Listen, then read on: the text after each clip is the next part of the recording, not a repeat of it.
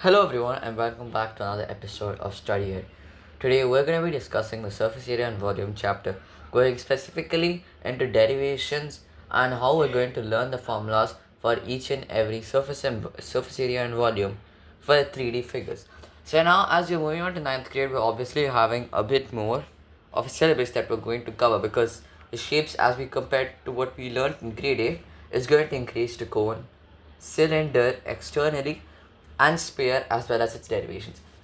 So let's start with the first one. So we're going to be going over both surface area and the volume for each and every figure. Now what figure is this? If you see it, we have two rectangles, cuboid or a square on both sides. What is this resembling to us? A cuboid. Now let us try to break this down. In a rectangle we know this will be an L. This is B breadth. Now we have an external h or height. Now this can be and h can be used interchangeably. Again, what matters is that you know that there are three different lengths in a cuboid: an L, a B and an h. Length, breadth and height. Right, now how are we going to find the volume of a cuboid? Very simple. We know that the area of one of the sides is LB. Now the amount of time, see, think of it like one paper. Maybe if LB is one paper. To find the volume of a set of 50 papers, you can find the volume or the area, since it's a flat surface one, multiply to the amount of height or the number of sheets and you're gonna get it. See, if you have a paper and you stack them in a bundle, something like this, if you know the amount, maybe n, and if you know the area of this, A times n is the volume of all of them. Similarly, using the same logic, we know that the area of one of the sides is LB. And what is the number that we have? H. So area volume is nothing but LB times H, which is equal to LBH. Now remember, there's always a unit which can be meter cube, centimeter cube, but the volume is LBH of a cuboid. Right, this is what that is. Now, surface area. There are two types of surface area as we all know. So first one, we're going to say that as CSA, curved surface area, and TSA, total surface area. See, curved surface area can also be called lateral surface area depending on the usage. Both of them, these two, what they mean is that both of them are the entire area, the surface area excluding the top and bottom, minus maybe area of top minus area of bottom. TSA is the surface area of all of them. See, the area of each and every side is nothing but TSA, and CSA is the surface area minus the top and bottom. Right, now let's get the formula down for surface area of cuboid. I'll be deriving it and teaching you the formula so that it's easier on how we're going to proceed with it. Right, let's redraw the dimensions you have given. Maybe this one is B, this is L, this is H. Right, now we have to find out the area of each and every face. Let's say it was 1, 2, the back one, 3, 4, 5, 6. So the area of 1 plus 2 plus 3 plus 4 plus 5 plus 6 is gonna give us the total surface area. Let's calculate this. So 1 and 3 are opposite, and in a cuboid they're equal. So the area of 1, it's a rectangle. See, all of them are rectangles in this case. So L times H, same as 3, because for 3 also the L is this one, height is the same. Right, now 2. Here we have B and we have H. B times H, and same as the opposite one, that is 4. Now 3. Sorry, here we're taking into account 6. So 6L times B. And that's the opposite to fifth. So if we try to add up all of this, what are you getting? LH plus BH plus LH plus BH plus LB plus LB. 1 pair, 2 pair, 3 pair, add them. 2LH plus 2BH plus 2HL. Sorry, 2BL. Can we take 2 out? Obviously, so 2LH plus BH plus LB. This is how we're deriving and finding out the total surface area of a cuboid. Next up, curved surface area. It's pretty simple. Again, this is L, this is B, this is H. So in this case, we're excluding the top.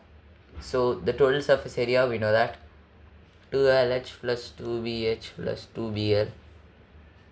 Top is removed, this LB and this LB. So can we directly say minus LB minus LB? Yes. 2LH plus 2BH plus 2BL minus 2BL. Cancel minus. We're getting this as 2LH plus 2BH. What do we have common here? 2 and H. So 2H times L plus B. Derivation and the formula for CSA of cuboid. So with the formulas we have learned for cuboid, we can recall volume LBH, total surface area LH plus BH plus BL, the whole times 2, CSA 2BH plus 2LH, or factorized 2H times L plus B. So that's for the formulas for cuboid. Next up, cube. Frankly, very simple. Volume, right? Now we know all sides of a cube are squares and all edges of a square are equal. So if this is A, this is equal, this is equal, and if this is equal, so all of the sides of a cube are equal. And if one of the sides is A, similarly, let's try to find out the volume. 1, 2, and on and on and on. Right, now volume, if we use the same paper method, one of the areas we're gonna get of 1 is equal to A times A, or A square. Now if we multiply this with a height, since all of them are equal, that's nothing but again A. So A square times A cube. This is a volume. And remember, A is the side of the cube. This is how we're getting A cube. That's one formula down. Now TSA. Cube has 6 faces. We know this. Each face is a square. We also know this. Now if each of them are squares, then can I say that the areas of all of them are equal? Yes, because all their sides are equal. All of them are squares. So the area of 1, let's take it A square, since we know this. Now all the sides are equal. 1 is equal to 2 is equal to 3 is equal to 4 is equal to 5 is equal to 6. So there are 6 faces. All of them are equal. So 6 times A square, the area of each of them is 6A square. That's the surface area. If each of them is A square and it's all 6 are equal, then 6 times A square is 6A square. Same thing if we try to derive the CSA. What do we get? Excluding top and bottom, that's nothing but 2A square. 6A square minus A square, the top face, minus another A square, the bottom face, that's equal to 4A square, CSA. So taking it to revision, V is A cubed. Remember, A is the side here. TSA 6A square. CSA 4A square. These are the formula for cubes. Next up, cylinder. Right now we're gonna have to take another unit, since the way we're finding the volume of this is, if you use the paper trick itself, we know that the area of one of them, that is over here, the circle, times the height of this entire thing is gonna give us the volume. We know that, right? Now let's try to take this entire thing as an area. What do we know? We know the area of a circle is pi r square. The height of the entire thing, the entire cylinder, is given as h. So similarly, area of one of them times the height is going to give you the volume. So combining both, pi r square times h is going to give you pi r square h as the volume of the cylinder. This is pretty simple to derive and easy to understand. Now let's move on to the surface area. We know the area of this too. But how are we going to find the area? Because this is a curved surface. That's simple if you know how to break down a cylinder. See, we can break this down into three parts. One circle, two circle. Now this curved part, right? It's nothing but an extended rectangle. Think of curving this rectangle. That's what you're going to get as a cylinder. So this rectangle is this entire area, excluding this top and bottom. So if we find out the individual area for each of them, we'll be able to find out. So let's start. The area of this top circle is pi r square. Bottom circle, again pi r square. Right, now this one, we have a rectangle. The side of this, that is this one, the top length is the circumference of the top circle, 2 pi r. See, do you understand? If you try to break this down, right, when you're getting this length L is the same as the circumference of the circle on top of it. And what about this entire breadth? That's nothing but the h that's given. So h. So the area of this is 2 pi r times h, is circumference of the top circle on top times the height of the distance. So 2 pi r h is this area. Now let's add both of them.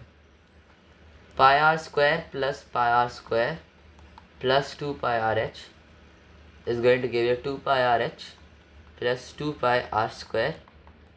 Take 2 pi and r common. 2 pi r times h plus r.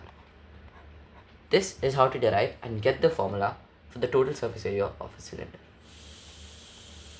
Right, now curved surface area. See, here is when we are using the difference CSA and LSA. Lateral surface area is used for non-curved solid figures. This is a curved figure, so you're going to use the term CSA, curved surface area. Right, now this is out, this is out. We knew the formula 2 pi r square plus 2 pi r h minus top and bottom. Add them, 2 pi r square. Cancel, cancel. Curved surface area is 2 pi r h. Basically the area of this entire curved area in between. So recalling this, volume pi r square h, total surface area 2 pi r square plus 2 pi r h, or 2 pi r times r plus h. CSA, excluding top and bottom, 2 pi r h. All of these formulas apply for cylinder. Right, next, cone. New topic in 9th grade. I'll take you a moment to observe the figure. You understand that this is a triangle, a circle, and a curved figure. Take a moment to analyze the figure and see how exactly this could work out. Now, here what we're saying is that we have a given measurement of h and r with a center. So h is from the top edge of the cone all the way to the center of the circle that's given below it. And if you're taking into account the angle between this h and r, it's a perpendicular angle. This is a straight line drawn straight to the center. This is a perpendicular angle. So an external measurement that you'll have to take for finding both the volume and the surface area is L in terms of a cone, slant, height. This slant height is necessary for us to find out the volume of the entire cone. See, the way how you're calculating slant height is simple.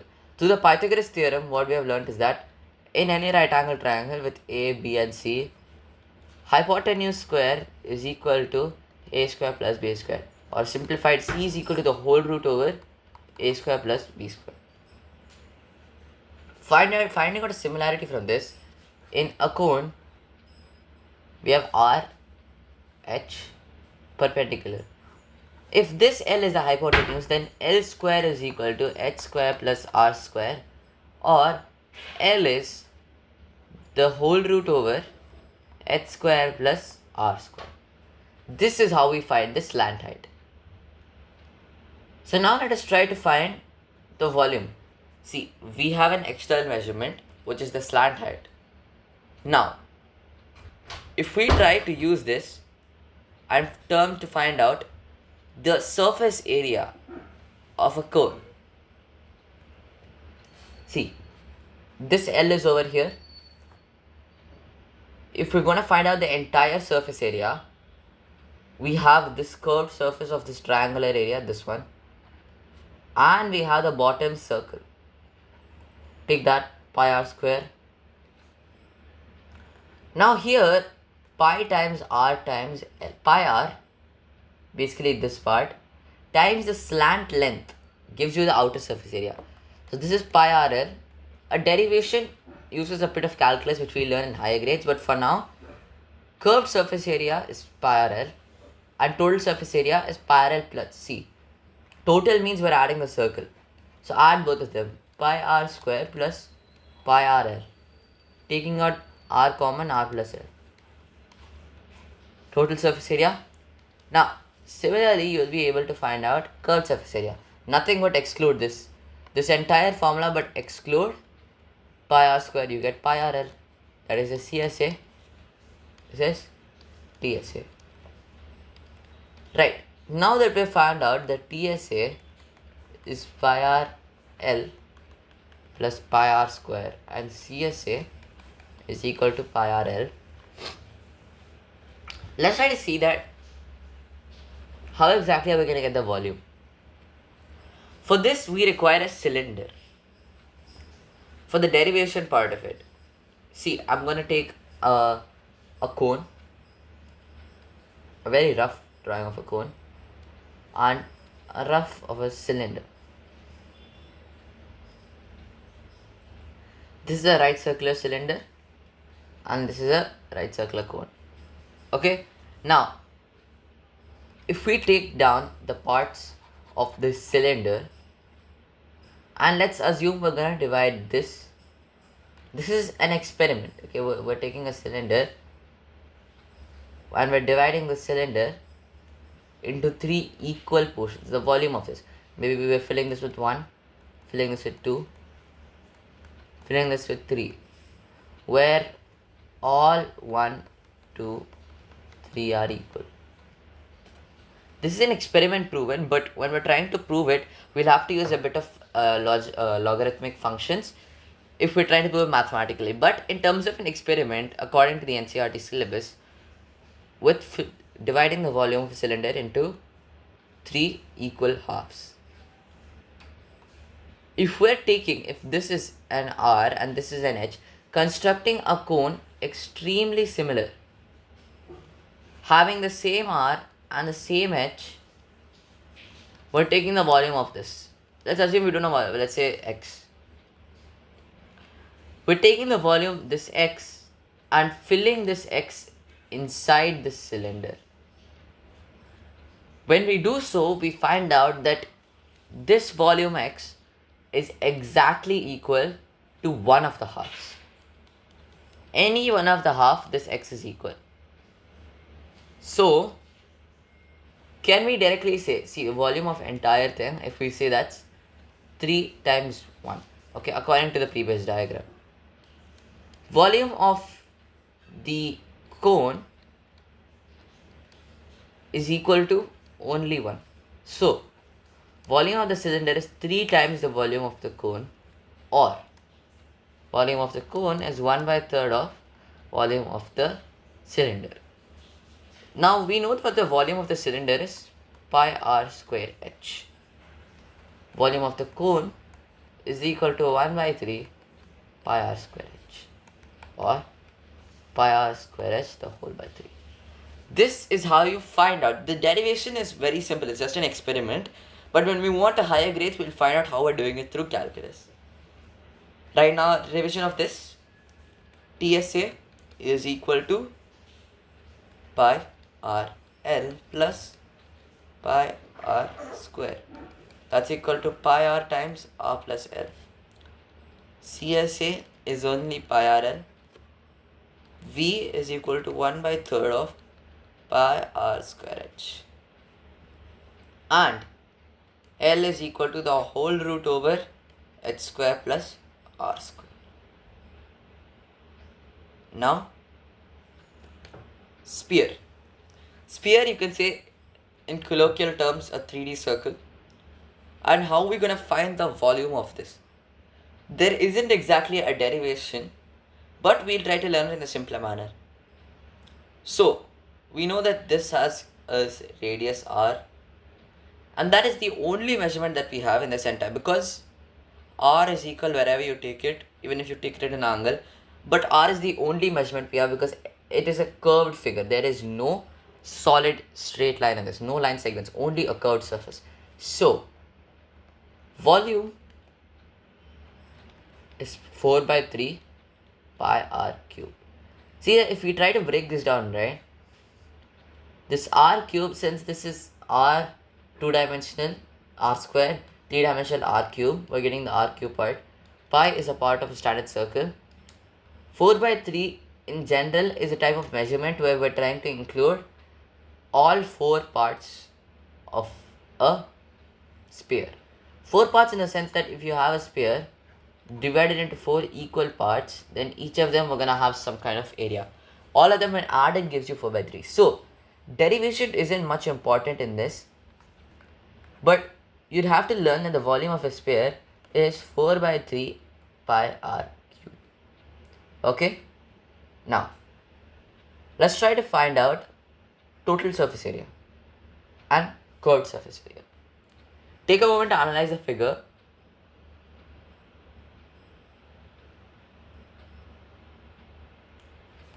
Do you see that there's any difference between total surface area and curved surface area? No. CSA is equal to TSA. Why? One entire face. There is no division. It's just that face. So if you take the TSA, you have understood it. There is no top and bottom you have to avoid. It's just one face. So there's no total surface. There's no CSA. That is, there's no lateral surface area for any sphere. It's just total surface area. Right, and how are we going to find that? The TSA of a sphere is nothing but 4 pi r square. Area of a circle, just know that TSA is 4 times the area of a circle, or else 4 pi r square. These are the only 2 formulas you need to know for a sphere. For hemisphere it differs, but for a sphere it's 4/3 pi r cube volume, and TSA is equal to 4 pi r square. And for the last figure, hemisphere is nothing but a half of a sphere.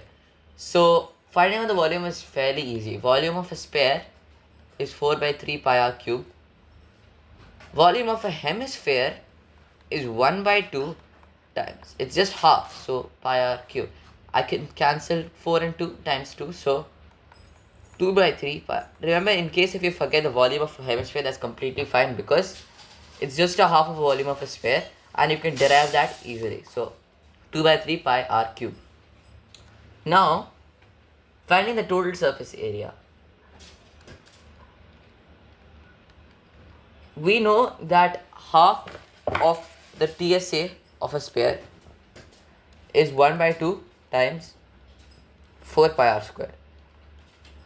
We get this 2 pi r square, but this is where it's getting interesting for a hemisphere, because in a hemisphere it's not just this curved ellipse, it also includes this bottom circle, and the area of that one is pi r square. So the total surface area of a hemisphere is 3 pi r square. But if we're taking the CSA, we're ignoring this. Taking this as a bottom, we're ignoring this. So that's nothing but just the half of a total surface area of sphere. So 1 by 2 into 4 pi r square, and you're cancelling them out for 2. So CSA is 2 pi r square and the TSA is 3 pi r square. With that, we come to a conclusion of this episode of studyED. I hope you enjoyed, and if you did, please like and subscribe. Thank you so much.